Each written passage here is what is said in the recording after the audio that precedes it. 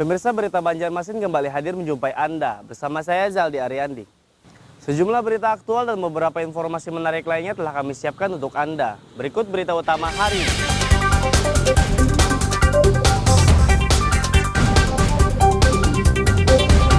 Polio ditetapkan sebagai kejadian luar biasa oleh Kementerian Kesehatan.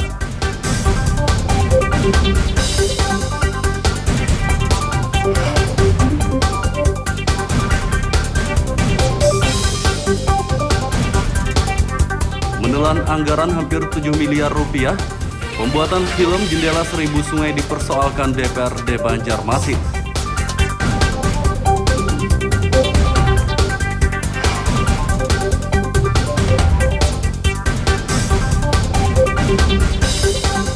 Diduga tidak dirawat disebut Porapar, rumah lanting di wisata religi Habib Basrih Banjarmasin hampir karam.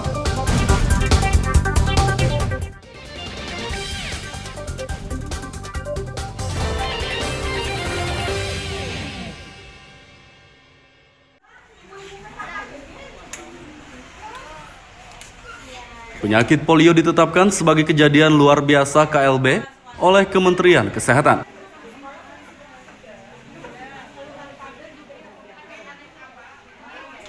Saat ini penyakit mematikan tersebut sudah menginfeksi 3 anak di Aceh. Kepala Dinas Kesehatan Banjarmasin Ramadan mengimbau warga untuk mewaspadai polio karena penyakit ini menular dan dapat menyebabkan anak menderita kelumpuhan permanen dan kematian. Penyakit yang disebabkan oleh virus ini memiliki gejala awal seperti demam, kelelahan, sakit kepala, muntah, dan nyeri pada sejumlah bagian tubuh. Jadi virus polio menyerang sistem fungsi saraf sehingga pengidapnya akan mengalami kelumpuhan dalam hitungan jam atau bahkan sampai kematian. Nah, oleh sebab itu, karena dia tidak bisa disembuhkan, kita berharap bahwa cara paling efektif adalah melakukan imunisasi polio. Nah, jadi itulah yang kita sampaikan kepada masyarakat agar masyarakat mengetahui bahwa imunisasi itu penting, ya, dilakukan sejak sedini mungkin, sehingga daya tahan tubuh kita terhadap virus tersebut bisa menjadi antibodi. Mencegah penyebaran polio, Dinas Kesehatan Banjarmasin akan menggencarkan imunisasi polio kepada anak yang belum diimunisasi. Dari Banjarmasin, Lutfi Darlan dan Fudail melaporkan.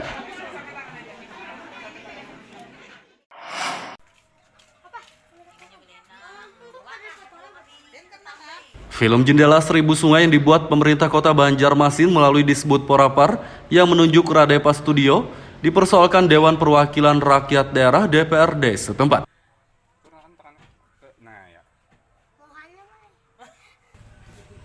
Komisi 2 DPRD memanggil Dinas Kebudayaan Pemuda Olahraga dan Pariwisata disebut Porapar Rabu pagi untuk meminta penjelasan tentang film tersebut.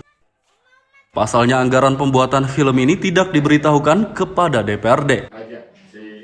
Ketua Komisi 2 Awan Subarkah sangat menyayangkan pemerintah Banjarmasin tidak transparan dalam menyusun anggaran film tersebut. Menurutnya dalam pembahasan anggaran perubahan beberapa bulan lalu, anggaran pembuatan film Jendela Seribu Sungai tertulis hanya 201 juta rupiah. Namun nyatanya penggarapan film tersebut menelan anggaran yang besar, yakni 6,8 miliar rupiah. Yang disampaikan oleh Kepala Dinas itu kan mereka sudah melakukan proses penganggarannya, secara tahapannya mereka sudah lakukan. Oke lah ya, silakan kalau memang dari dinas sudah melakukan proses itu di eksekutif ya, melalui RKPD, kemudian melalui TAPD, kemudian sudah katanya sudah sampaikan di Banggar begitu kan. Artinya oke, itu ranah mereka oke lah. Tetapi di Komisi 2 kita tidak menerima karena dari data yang kita terima pun memang tidak masuk kan usulan anggaran 6,6 terkait untuk Kepala Disbud Porapar, Iwan Fitriadi mengatakan pihaknya akan menelusuri perbedaan data anggaran yang diterima Komisi 2. Menurutnya anggaran pertama yang tertulis saat pembahasan anggaran perubahan 2022 memang 201 juta rupiah Namun itu belum termasuk anggaran tambahan yang sebesar 6,6 miliar rupiah. Sampai hari ini pun Bapak Ibu Komisi 2 melihatnya di situ adanya 201 juta tadi. Sebenarnya angkanya kan 6,8. 201 juta itu betul ketika belum ada tambahan anggaran 6,6 sekian miliar. Totalnya kalau dijumlahkan 201 juta dan 6,6 itu tadi 6,8 totalnya seperti yang kami pegang. Nah, ternyata di Bapak Ibu Komisi 2 masih angka 201. Pembuatan film Jendela Seribu Sungai dipersoalkan Komisi 2 DPRD Banjarmasin karena anggarannya terlalu besar dan bukan kebutuhan yang mendesak. Masih banyak kebutuhan mendesak lain yang seharusnya dapat dikerjakan dengan anggaran tersebut, seperti normalisasi sungai untuk mencegah banjir, perbaikan jalan, dan yang lainnya.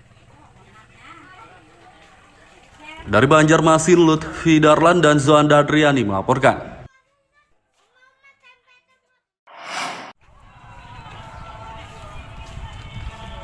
Rumah Lanting atau rumah rakit tradisional di dermaga wisata religi Habib Basirih Banjarmasin Selatan yang hampir karam akan diperbaiki.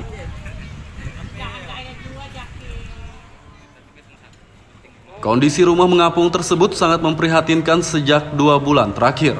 Bangunannya miring dan hampir karam karena sebagian tong plastik yang berfungsi sebagai penyangga bangunan sudah terlepas.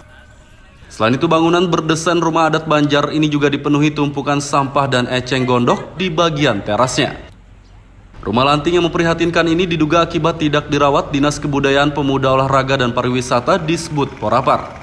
Sebelumnya, fasilitas penunjang objek wisata ini didatangkan Disbud Porapar dari Pulau Bromo untuk menyambut kedatangan Menteri Pariwisata dan Ekonomi Kreatif Sandiaga Salahuddin Uno.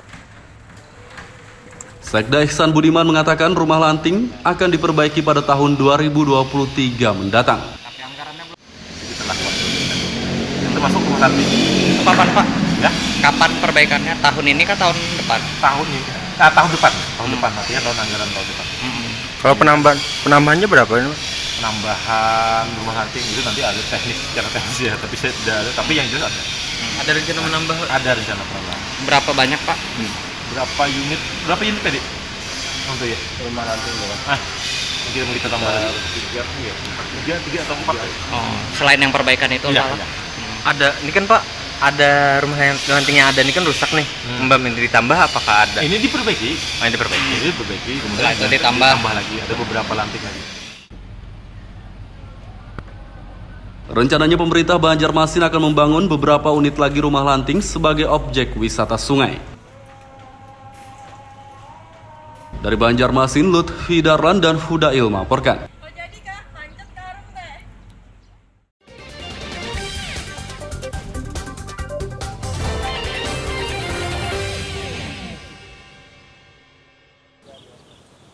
Pemirsa, masih bersama kami dalam Berita Banjarmasin. Bagi Anda yang baru bergabung, berikut Berita Banjarmasin utama hari ini.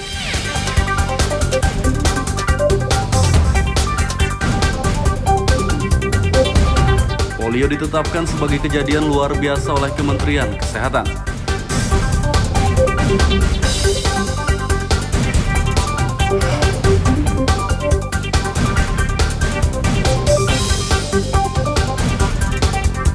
Menelan anggaran hampir 7 miliar rupiah, pembuatan film Jendela Seribu Sungai dipersoalkan DPRD Banjarmasin.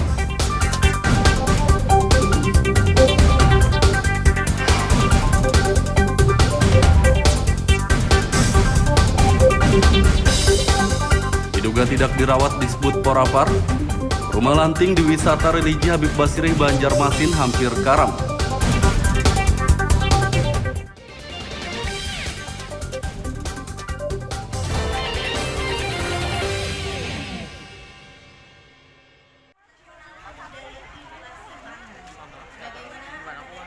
Pengendalian inflasi di Kabupaten Tabalong akan lebih digencarkan pemerintah setempat saat Natal dan Tahun Baru Nataru mendatang.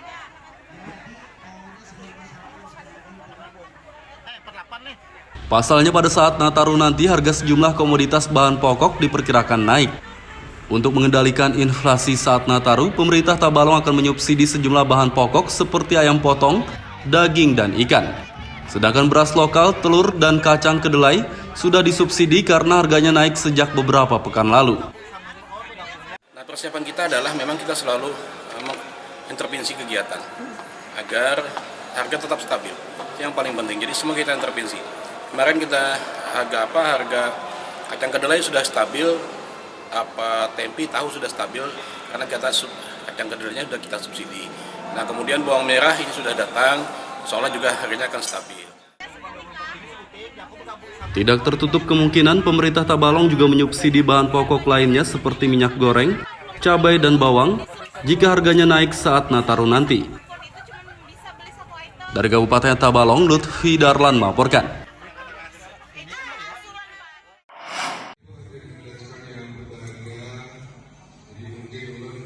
Ratusan warga kurang mampu di kota Banjarbaru mendapat sembako dari pemerintah setempat. Pembagian sembako berlangsung di kantor Dinas Sosial kawasan Ketumbar, Banjarbaru Utara, Rabu pagi. Kepala Dinas Sosial Rohyat Riyadi mengatakan, pembagian sembako untuk menekan inflasi. Saat ini inflasi di kota Banjarbaru mencapai 7,2%. Kota Banjarbaru itu sebanyak 400 paket, yang mana ini peruntukannya adalah kepada saudara kita yang belum pernah mendapatkan bantuan, baik itu bantuan dari kementerian maupun bantuan dari provinsi, dan juga ada program-program lain. Ini khusus kami data yang belum pernah menerima bantuan. Pak, bantuan ini Pak, apakah ada dampak dengan adanya inflasi? Iya, ini salah satu juga mendukung program penanganan inflasi dan juga kenaikan BBM. Dengan adanya dampak daripada inflasi dan kenaikan BBM, Dinas Sosial salah satunya yaitu turut mendukung program tersebut dengan adanya bantuan paket sembako. Apa aja Pak yang dibantukan untuk warga nih Pak? Untuk yang ada ini kita bantu yaitu paket sembako, yaitu beras 10 liter, dan juga ada susu, ada gula, dan juga teh dan lain-lain yang paling tidak itu meringankan ya kepada saudara-saudara kita yang membutuhkan. Warga kurang mampu yang mendapat sembako berjumlah 400 orang.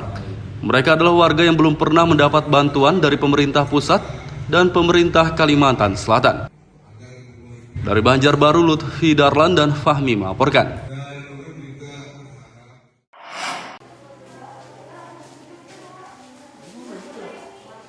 Pencegahan dan penanganan stunting terus digencarkan pemerintah Kabupaten Tabalong.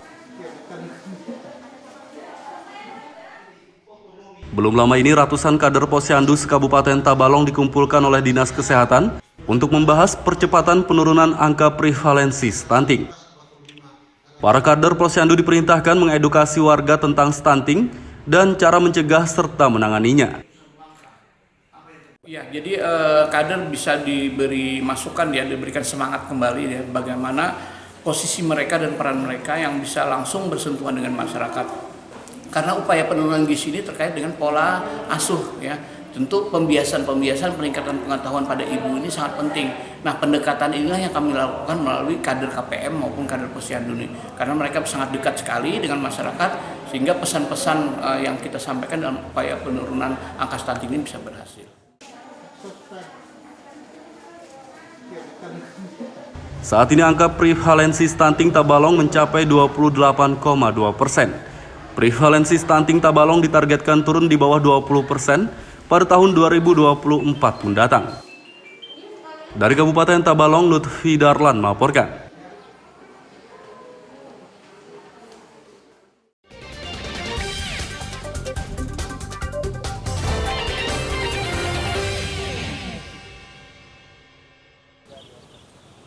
Pemirsa, masih bersama kami dalam Berita Banjarmasin. Bagi Anda yang baru bergabung, berikut Berita Banjarmasin utama hari ini.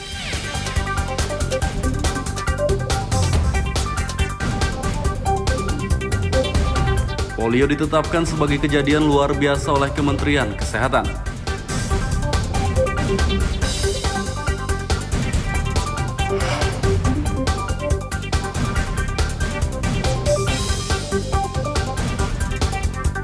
menelan anggaran hampir 7 miliar rupiah, pembuatan film Jendela Seribu Sungai dipersoalkan DPRD Banjarmasin.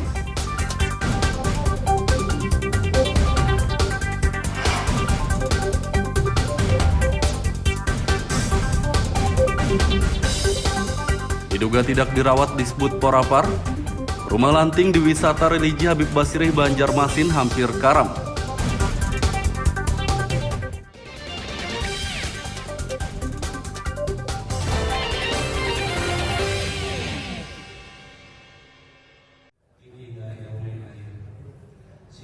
Dinas Perkebunan dan Peternakan Kabupaten Tabalong menggelar pelatihan pembuatan pakan ternak.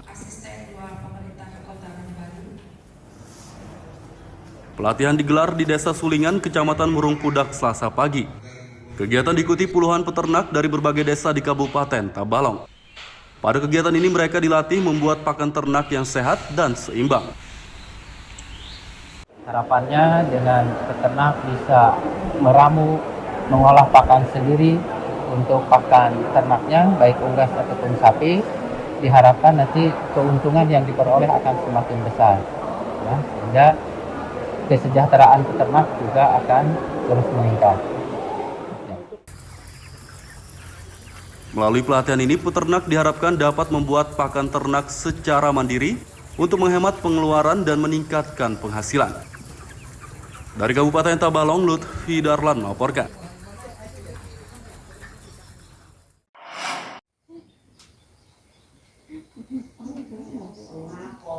Ternak kelinci jadi usaha sampingan yang menguntungkan bagi Sudaryanto, warga desa Kolam Kanan, Kecamatan Wanaraya, Kabupaten Batola.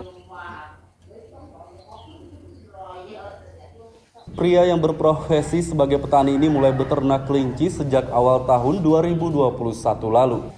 Awalnya ia hanya memiliki 3 ekor kelinci betina dan 1 ekor jantan.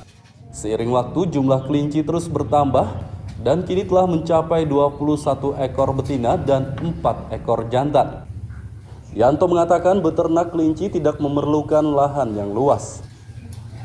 Ia hanya memanfaatkan pekarangan rumah untuk memelihara hewan mamalia tersebut. Sedangkan pakannya juga tidak perlu dibeli karena hewan vertebrata itu hanya diberi pakan rumput dan tanaman yang tumbuh di sekitar rumahnya. Menurut Yanto, beternak kelinci sangat menguntungkan karena selain dapat menjual anak kelinci, ia juga mendapat penghasilan tambahan dari menjual kotoran dan air kencing kelinci. Kotoran dan air kencing kelinci bisa digunakan untuk memupuk tanaman karena mengandung nitrogen. Dari urinnya kita juga bisa ambil keuntungan, kita kumpulkan dalam 1 tank 20 liter itu kita bisa jual seharga 200.000. Terus kotorannya pun bisa kita manfaatkan untuk perkembangan seperti kita kasihkan ke bunga-bunga atau tanaman apa yang di sekitar rumah kita itu aja. Nah, jadi awalnya itu ada berapa ekor untuk indukan atau betina atau pejantan itu? Kalau pertama kita mulai memelihara kelinci ini, kita beli itu indukan betinanya itu 3 ekor, pejantannya 1 ekor. Umur berapa bulan tuh? Ini umurnya sudah sekitar 10 bulan. Anak kelinci berusia 2 hingga 3 bulan dijual seharga 150 hingga 200 ribu rupiah per ekor. Sedangkan kotorannya 5.000 rupiah per kilogram dan air kencingnya 15.000 rupiah per liter. Dari Kabupaten Batola, Lutfi Darlan dan Ibrahim melaporkan. Itu lokal biasa.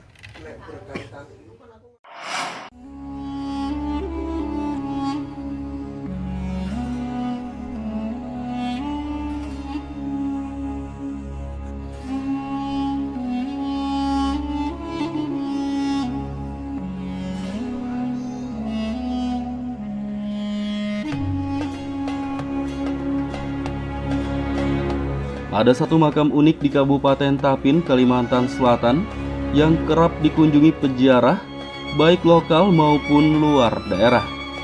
Makam Datu Nuraya namanya.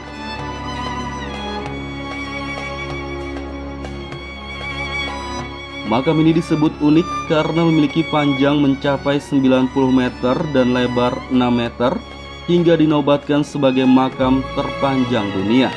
Keunikan inilah yang membuat wisatawan lokal maupun luar daerah tertarik untuk berziarah maupun berkunjung. Konon katanya, ukuran tubuh Datu misterius tersebut panjangnya lebih dari 100 meter. Berdasarkan sejarah, Datu Nuraya datang menemui ulama bernama Datu Suban yang tengah berkumpul merayakan hari raya dengan 13 santrinya. Saat ditanya, Datu Nuraya hanya melafalkan kalimat La ilaha illallah 7 kali, kemudian meninggal dunia.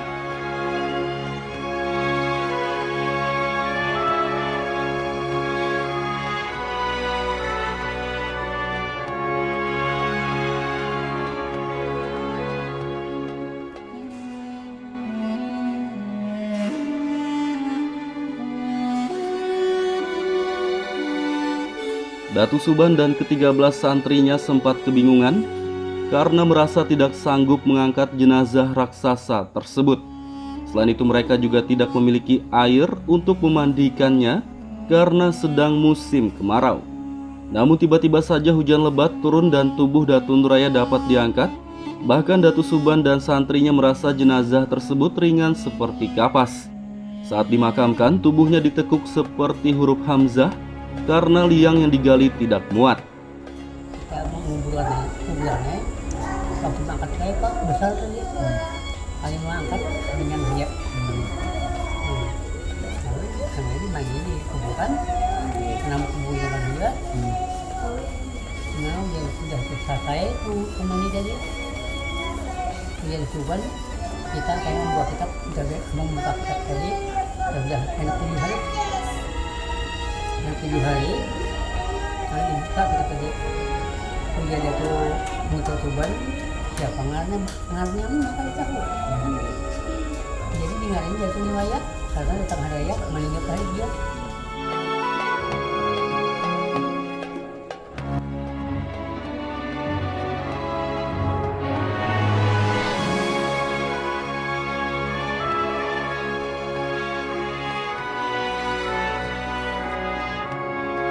Datu Nuraya tidak diketahui nama aslinya. Datu Subanlah yang memberi nama tersebut setelah 7 hari dimakamkan. Datu misterius itu dianggap wali Allah karena membawa kitab yang kini terkenal yakni Kitab Barencong. Muhammad Lutfi Darlan dan Aryadi Sukma melaporkan dari Kabupaten Tapin, Kalimantan Selatan.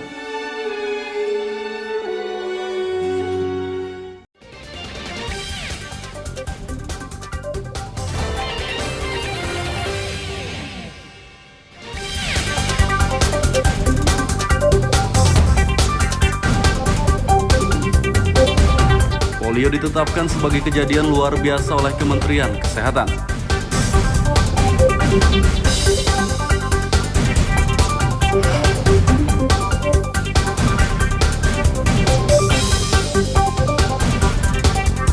Menelan anggaran hampir 7 miliar rupiah, pembuatan film Jendela Seribu Sungai dipersoalkan DPRD Banjarmasin.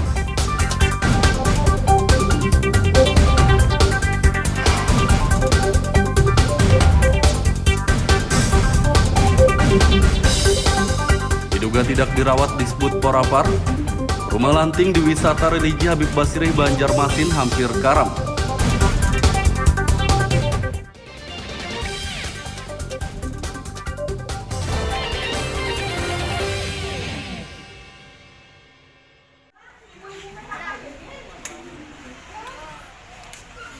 Penyakit polio ditetapkan sebagai kejadian luar biasa KLB oleh Kementerian Kesehatan.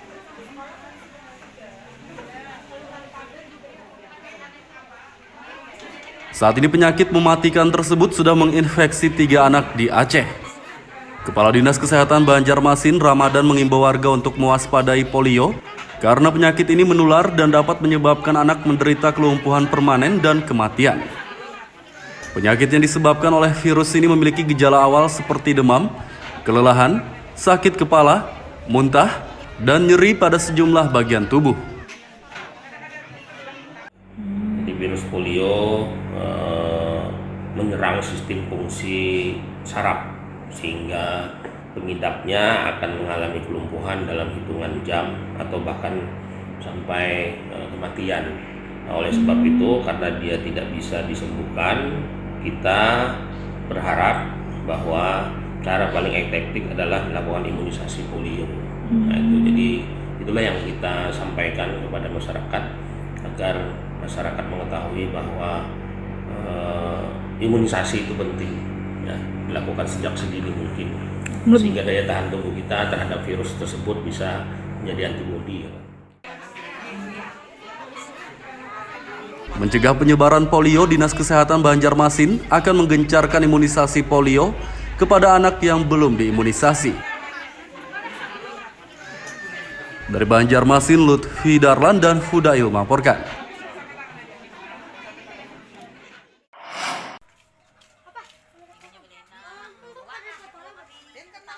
Film Jendela Seribu Sungai yang dibuat pemerintah kota Banjarmasin melalui Disbud Porapar yang menunjuk Radepa Studio dipersoalkan Dewan Perwakilan Rakyat Daerah DPRD setempat.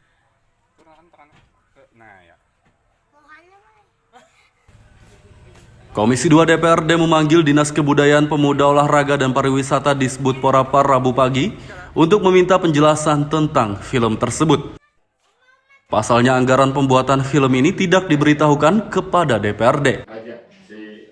Ketua Komisi 2 Awan Subarkah sangat menyayangkan pemerintah Banjarmasin tidak transparan dalam menyusun anggaran film tersebut. Menurutnya dalam pembahasan anggaran perubahan beberapa bulan lalu, anggaran pembuatan film Jendela Seribu Sungai tertulis hanya 201 juta rupiah. Namun nyatanya penggarapan film tersebut menelan anggaran yang besar, yakni 6,8 miliar rupiah. Yang disampaikan oleh Kepala Dinas itu kan mereka sudah melakukan proses penganggarannya, secara tahapannya mereka sudah lakukan. Oke lah ya, silakan kalau memang dari dinas sudah melakukan proses itu di eksekutif ya, melalui RKPD, kemudian melalui TAPD, kemudian sudah katanya sudah sampaikan di Banggar begitu kan. Artinya oke, itu ranah mereka oke lah. Tetapi di Komisi 2 kita tidak menerima karena dari data yang kita terima pun memang tidak masuk kan usulan anggaran 6,6 terkait untuk Kepala Disbud Porapar, Iwan Fitriadi mengatakan pihaknya akan menelusuri perbedaan data anggaran yang diterima Komisi 2. Menurutnya anggaran pertama yang tertulis saat pembahasan anggaran perubahan 2022 memang 201 juta rupiah, namun itu belum termasuk anggaran tambahan yang sebesar 6,6 miliar rupiah. Sampai hari ini pun Bapak Ibu Komisi 2 melihatnya di situ adanya 201 juta tadi. Sebenarnya angkanya kan 6,8. 201 juta itu betul ketika belum ada tambahan anggaran 6,6 sekian miliar. Totalnya kalau dijumlahkan 201 juta dan 6,6 itu tadi 6,8 totalnya seperti yang kami pegang. Nah, ternyata di Bapak Ibu Komisi 2 masih angka 201. Pembuatan film Jendela Seribu Sungai dipersoalkan Komisi 2 DPRD Banjarmasin karena anggarannya terlalu besar dan bukan kebutuhan yang mendesak. Masih banyak kebutuhan mendesak lain yang seharusnya dapat dikerjakan dengan anggaran tersebut, seperti normalisasi sungai untuk mencegah banjir, perbaikan jalan, dan yang lainnya. Dari Banjarmasin, Lutfi Darlan dan Zoanda Adriani melaporkan.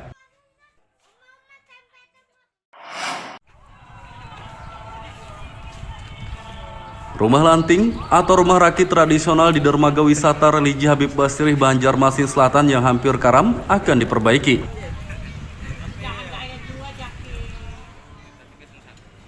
Kondisi rumah mengapung tersebut sangat memprihatinkan sejak 2 bulan terakhir. Bangunannya miring dan hampir karam karena sebagian tong plastik yang berfungsi sebagai penyangga bangunan sudah terlepas.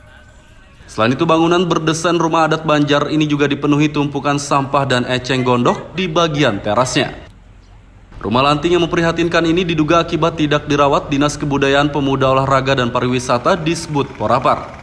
Sebelumnya, fasilitas penunjang objek wisata ini didatangkan Disbud Porapar dari Pulau Bromo untuk menyambut kedatangan Menteri Pariwisata dan Ekonomi Kreatif Sandiaga Salahuddin Uno.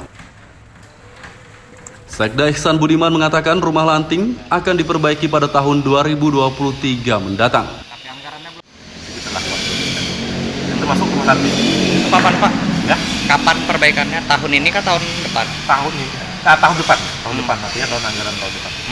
Kalau penambahannya berapa ini? Penambahan rumah lanting itu nanti ada teknis, secara teknis ya, tapi saya tidak ada. Tapi yang jelas ada.